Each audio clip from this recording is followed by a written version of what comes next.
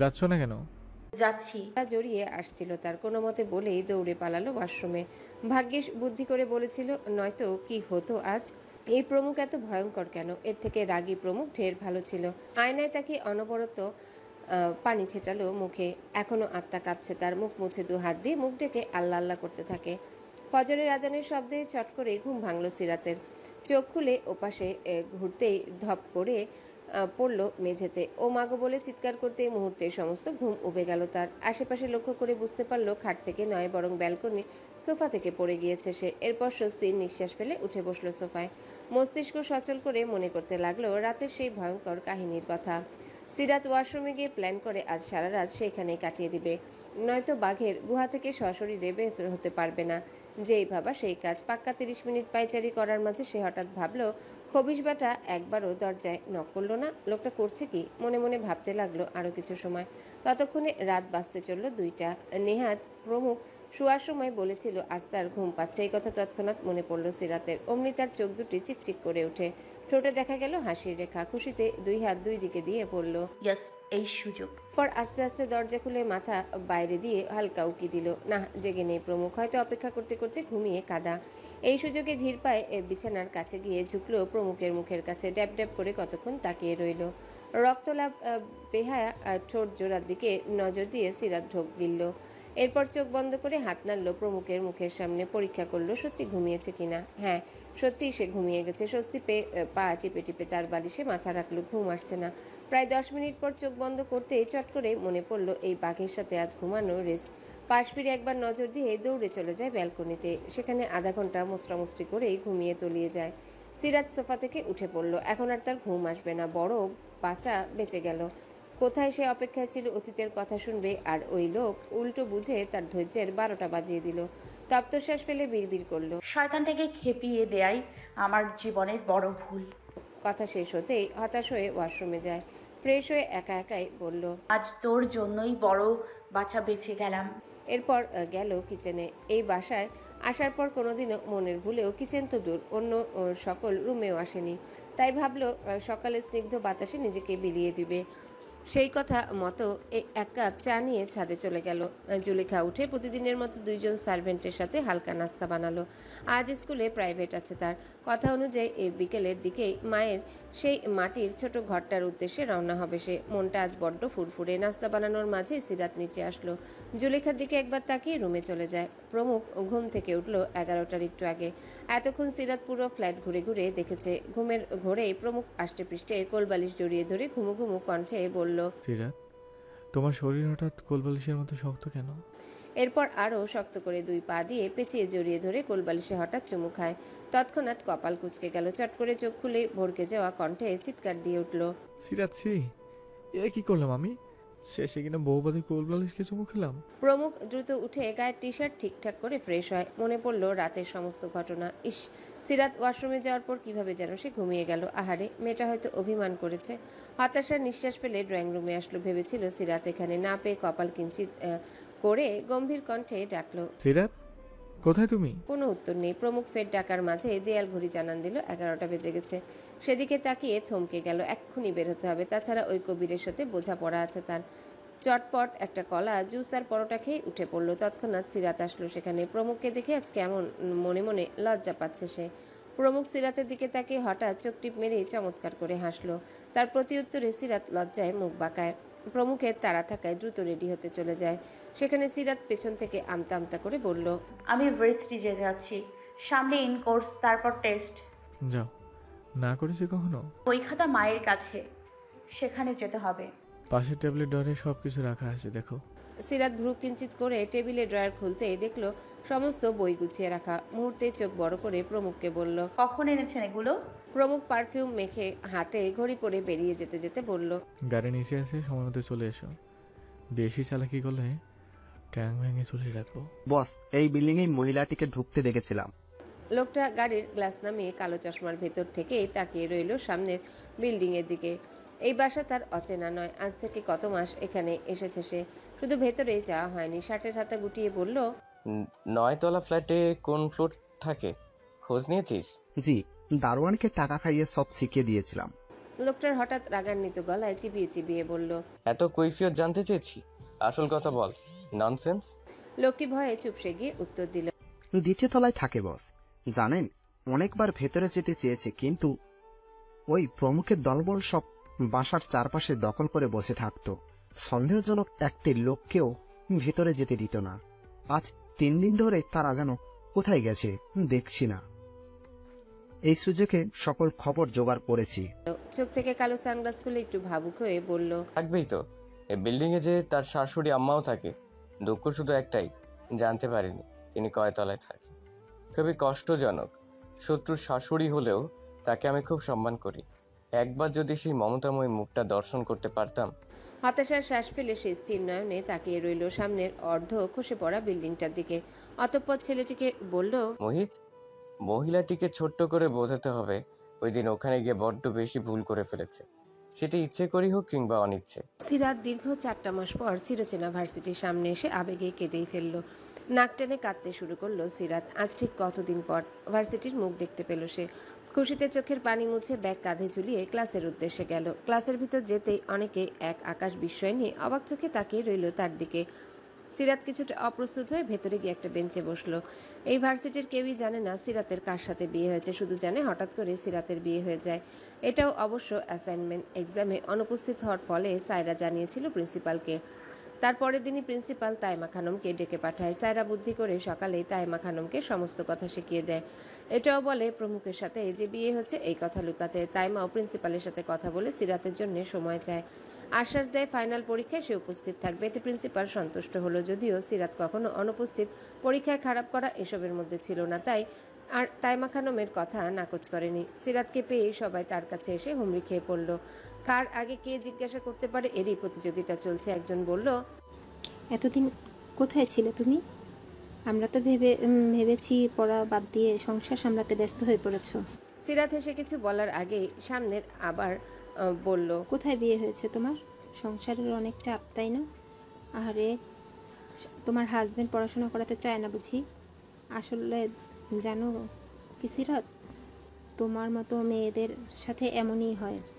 তার মধ্যে গরিবের মেয়ে হলে তো আর কথাই নেই। তা তোমার হাজবেন্ড কি করে? দেখতে কেমন? নিশ্চয়ই মোটা কালো সরকারি কর্মকর্তা। এক মেয়ে এই কথা বলতে সারা রুমের মেয়েরা উচ্চস্বরে গলা ফাটিয়ে হেসে উঠে। সিরাতের কেমন অস্বস্তি হচ্ছে, ইচ্ছে করছে বেরিয়ে যেতে। সে কিছু বলতেই পেছন থেকে একজন বলল। সুন্দরী মেয়েদের এই একটাই সুযোগ, তাদের জন্য সরকারি চাকুরিজীবীরা লাইন ধরে থাকে। তোরাই বল, সিরাতের এখন পড়াশোনা করার দরকার কি? কপাল হচ্ছে মস্ত বড়, পায়ের উপর পা তুলে জামাইয়ের টাকায় ফুটানি করবে, আর রাতের বেলা মোটা কুমড়ো পটাশ জামাইয়ের আদরে সব ভুলে যাবে। হ্যাঁ রে সিরাত, দুলা ভাইয়ের যখন ওই দানবের মতো হাতটা দিয়ে তোকে জড়িয়ে ধরে তখন তোর কেমন অনুভূতি হয়? শ্বাস নিতে পারিস তো ঠিক মতো? জড়িয়ে তো বাদই দে, যখন লিফ কিস করে। ঠাট্টার ছলে কথাগুলো বলতে সবাই একজনের উপর আরেকজন ঢলে পড়লো হাসতে হাসতে। সিরাত আর এসব মেনে নিতে না পেরে কান চেপে ধরে চিৎকার করে উঠল। চুপ করো সবাই, মুখে যা আসছে তাই বলছো?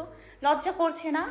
অসভ্যমি, কিভাবে পারো একজনের বিষয়ে না জেনে উল্টাপাল্টা চিন্তা করতে, তার সামনেই তাকে যা তা বলতে? সবাই তৎক্ষণাৎ চেতে গেল। একজন রেগে সিরাতের বাহু হঠাৎ শক্ত করে ধরল। ব্যথায় চোখ খিচে বন্ধ করে নিল সিরাত। চোখ দুটি অপমানে তার টলমল করছে। এবার তাদের সাথে না পেরে ফুপিয়ে কেঁদেই ফেলল সে। সায়রা ক্যান্টিনে গিয়েছিল হালকা কিছু খেতে। হঠাৎ খালামণির ফোন আসায় বেশ দেরি হয়ে যায় ক্লাসে যেতে। সে আনমনে ক্লাসের সামনে আসতেই তার পা থেমে যায়।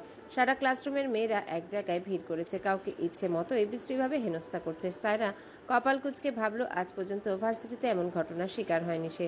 দ্রুত ভেতরে গিয়ে চিৎকার করে বলল। কি হচ্ছে এখানে? প্রিন্সিপালকে ডাকবো?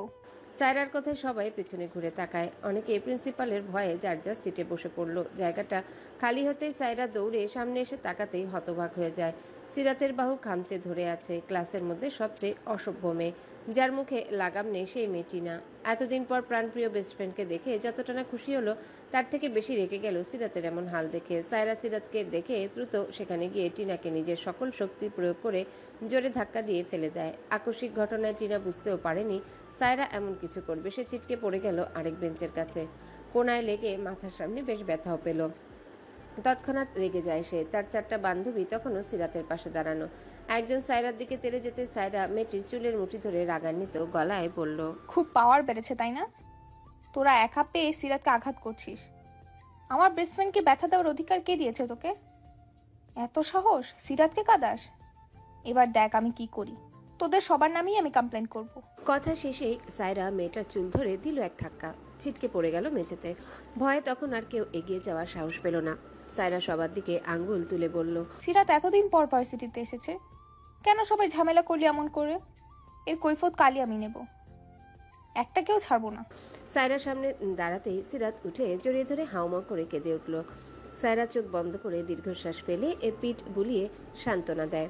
বাহিরে চল, কথা আছে তোর সাথে। সিরাত সায়রার জামা আরো শক্ত করে ধরল। সায়রা রেগে সিরাতের বাহু ধরে সামনে দাঁড় করিয়ে ধমকে উঠে বলল, ন্যাকা কান্না শিখলি কবে থেকে? যখন সবাই মিলে তোকে আক্রমণ করলো তখন তুই পেছন থেকে চেয়ার নিয়ে মাথা ফাটিয়ে দিতে পারলি না? ছি সিরাত, আমি ভাবতেও পারছি না। যেখানে তোর স্বামী খুন করতেও দুবার ভাবে না, সেখানে তুই একটা ভিতর ডিম। লজ্জা পাওয়া উচিত তোর। কিভাবে পারলো তোর মতো বোকা গাধা মেয়েকে বিয়ে করতে? সায়রার কথা সবাই যখন কান পেতে শুনছিল, হঠাৎই এমন গুন্ডার কথা শুনে সবার গলা শুকিয়ে যায়। ভয়ে শিউরে উঠে সকলে। এতক্ষণ যা করেছে এসব যদি সিরাত তার স্বামীকে বলে দেয় তখন কি উপায়?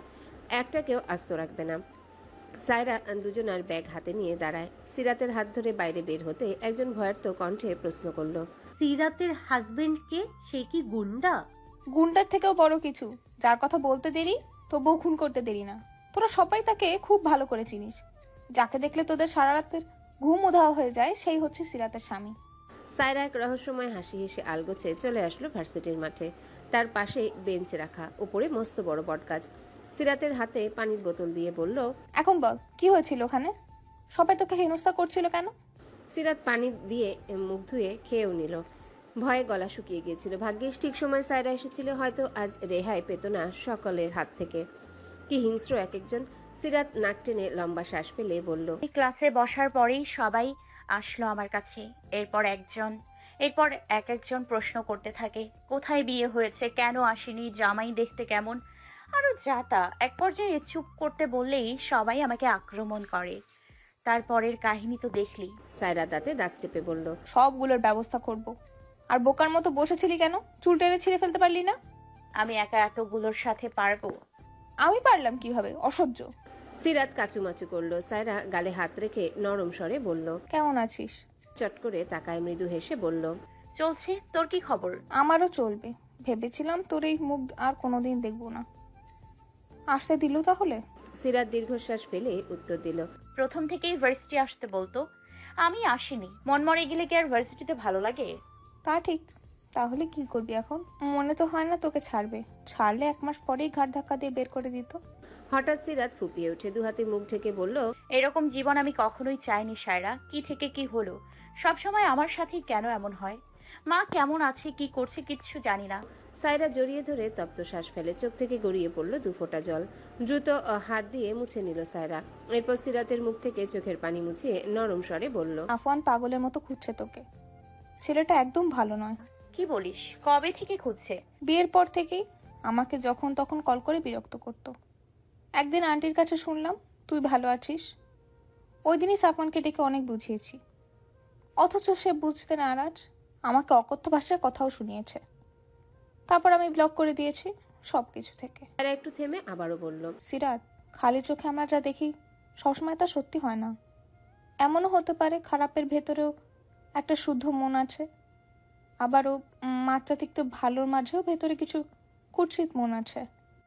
এসব বুঝতে হলে তার সান্নিধ্যে তাকে চিনতে হবে। সিরাত মন দিয়ে ভাবলো কিছু। তবে কি সায়রার কথা একটু হলেও সত্যি লুকিয়ে আছে? কই, সিরাত তো কখনো এমন দেখেনি।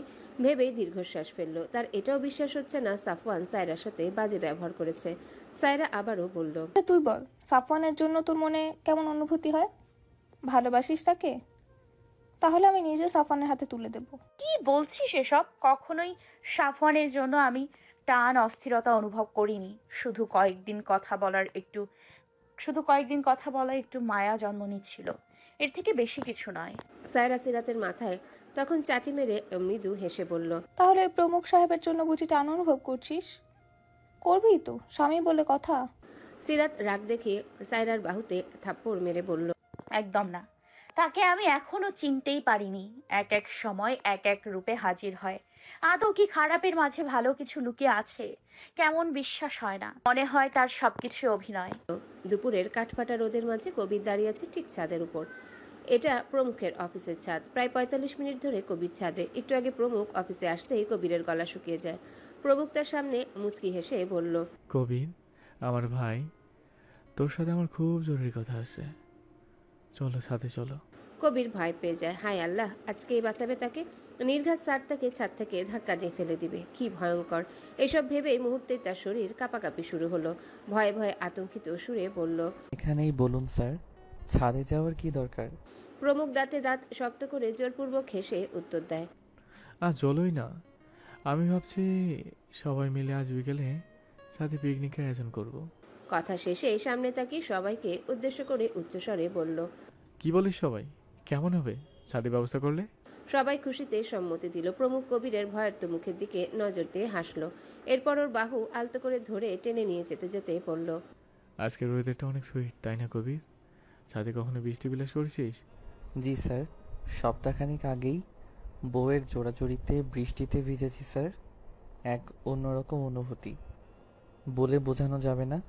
প্রমুখের রক্ত লাল চোখে চট করে তাকায়। কবির চুপসে গেল। একটু আগে বইয়ের কথা ভেবে যে হাসিছিল সেটাও উধাও হলো। কবিরকে নিয়ে ছাদের সিঁড়িঘরে পা দিল। বাইরে রোদের তেজে ছাতা ছাড়া বেরোনো যায় না। এই কটকটে রোদে এক ধাক্কায় কবিরকে ছাদের মাঝে ফেলে দিয়ে ধমকে সুরে বলল, বউ নিয়ে বৃষ্টি বিলাস করেছিস? এইসব শুনতে চেয়েছিস? অন্যের সংসারে আগুন জ্বালিয়ে তুই সুখে থাকবি? এখন বুঝবি আমি কি করি। এই ছাদে পাক্কা 1 ঘন্টা দাঁড়িয়ে থাকবি। যদি একটু পালানোর চেষ্টা করিস, মনে রাখিস আমি এসে এক ধাক্কায় ছাদ থেকে তোকে ফেলে দিব। 6 তলা থেকে পড়লে একদম উপরে চলে যাবি। কবির হতবাক হয়েছে। এসব কি আবোল তাবোল বকছে? দুপুরে তাজা রোদে তাকে এখন দাঁড়িয়ে থাকতে হবে? ভাবতেই গলা শুকিয়ে গেল তার। প্রমুখ সিঁড়ির ঘরের দরজা বন্ধ করছে বাইরে থেকে। তৎক্ষণাৎ কবির চোখ বড় বড় করে দরজা ধাক্কা দিয়ে বলে, এমন করবেন না স্যার, এর থেকে আমাকে 500 বার কানে ধরিয়ে উঠবস করান স্যার, তবুও এত বড় শাস্তি আমাকে দিবেন না। এই রোদে 5 মিনিট দাঁড়িয়ে থেকেই আমি ডিমের মতো সিদ্ধ হয়ে গেছি স্যার, আর আপনি বলছেন 1 ঘন্টা? ও স্যার! শত চিৎকার চেঁচামেচি করেও লাভ হলো না। এভাবে সে পার করলো ৪৫ মিনিট। আরও ১৫ মিনিট বাকি ভেবে আত্মা ধক করে উঠল। আজ কবিরের এই পরিণতিতে বাকি সব সদস্যের আত্মায়ও পানি নেই। কি ভয়ানক ব্যাপার! কবিরের জন্য কষ্ট লাগলেও প্রমুখের আদেশে কেউ দরজা খুলতে সাহস পেল না। কবিরের পানি পিপাসা পেয়েছে। নিজের ভুলের জন্য তার ইচ্ছে করছে ছাদ থেকে লাফিয়ে মরে যেতে। অবশ্য মরে যাওয়ার আগে ফোনে লিখে যাবে এসবের জন্য প্রমুখ দায়ী। অল্প বয়সী স্বপ্নজয়ী পুরুষ কবিরকে বেঁচে থাকতে দিল না প্রমুখ চৌধুরী। মনে মনে ভেবেও নিল কবির এটাই লিখবে। দীর্ঘশ্বাস ফেলে শেষে নিজেই বিড়বিড় করল, নিষ্ঠুর স্যার, না জানি নিজের বউকে কত টর্চার করে। আহারে বেচারি। কবিরের সারা মুখ ঘেমে জবজব। শরীরের পরনে শার্ট প্যান্টও ভিজে গেছে। পাক্কা 2 ঘন্টা ধরে শাওয়ার নিয়ে বাইরে আসলো। অফিসেও 30 মিনিট এসির ভিতরে বসে থেকেও এই গরম এক বিন্দুও কমেনি। প্রমুখ কথা অনুযায়ী ঠিক 59 মিনিট পরেই দরজা খুলে দেয়। কবিরের অবস্থা তখন বেগাতিক। গরমে পানির পিপাসায় সে শরীরের বল ছেড়ে পড়েছিল মেঝেতে। প্রমুখ হতবিহ্বল। আজ কবিরকে এই অবস্থায় দেখে সে নিজেও থমকে গেল। ভেতরের সত্তা বলে উঠল, কবিরের কিছু হলে তুই দায়ী। তৎক্ষণাৎ চিৎকার করে দৌড়ে গিয়ে মাথা উঠিয়ে নিজের বুকের কাছে নিয়ে ডাকলো, কবির, ওঠ কবির, এতটা কষ্ট দিতে চাইনি। আমি তো ভেবেছিলাম তুই খুব স্ট্রং। প্রমুখের চিৎকারে সবাই ছাদে আসে। এভাবে দুজনকে দেখে তারা কবিরকে দ্রুত তুলল। লিফটের ভেতরে নিয়ে যেতে যেতে প্রমুখ ধমকের সুরে বলল, বদমাস, মজা করছিস আমার সাথে? এবার কিন্তু আরো কঠিন শাস্তি দেব। এরপর বাথরুমে নিয়ে সবাই তার শরীরে ইচ্ছে মতো পানি ঢাললো। জ্ঞান ফিরতেই তারা প্রমুখকে ডাকলো। ততক্ষণে কবিরকে পরানো হলো প্রমুখের এক্সট্রা শার্ট প্যান্ট, যা অফিসের বরাদ্দকৃত আলমারিতে রাখা থাকে। কবির এখন বেডে শুয়ে কোল্ড ড্রিঙ্কস খাচ্ছে। প্রমুখ তৎক্ষণাৎ তার সামনে গিয়ে অস্থির গলায় বলল, এখন কেমন লাগছে? সাদে কি বলি আহাম্মক? আসলে তুই আহাম্মক না তো খারাপ লাগছে এটা ফোন করে জানতে পারলি না? কবির এই প্রথম ভীষণ অবাক হলো। তার চোখে কৌতূহল। স্যার তাকে নিয়ে চিন্তা করছে, অস্থির হচ্ছে। ভাবতেই তার মনে শান্তির হাওয়া বইল। চমৎকার কণ্ঠে বলল, এসব করলে আপনার ভেতরেও যে চিন্তা, অস্থিরতা অনুভব হয়, এসব দেখতে পেতাম স্যার। আজ হঠাৎ এত তাড়াতাড়ি? কবির মুচকি হেসে শরবত খেলো, এরপর মারিয়াকে টেনে নিজের পাশে শুইয়ে গালে চুমু খায়, চুলে হাত বুলিয়ে বলল, স্যারের চোখে আমার জন্য ভালোবাসা দেখেছি, এর আগে কখনোই এমন হয়নি। মারিয়া কপাল কুঁচকে তাকাতেই সমস্ত ঘটনা খুলে বলল কবির। এসব শুনে প্রথমে রেগে কেঁদে দিলেও পরক্ষণে নিজেকে সামলে মারিয়া বলল, সব পাগলই বিয়ের পর ঠিক হয়ে যায়। বইয়ের আদরে পৃথিবীর সবচেয়ে বড় গুণটাও কাবু হয়ে যায়। আর উনি তো ভালো মানুষ, মাঝে মাঝে শুধু একটু একটু মাথা গরম হয়, এই তো। তাই বলে কি সারা জীবনই এমন থাকবে? কবির মাথা নেড়েই বউকে জড়িয়ে ধরে ঘাড়ে মুখ গুজল। মারিয়া কবিরের মাথায় হাত দিয়ে ধাক্কা দিয়ে তিরিক্ষি মেজাজে বলল,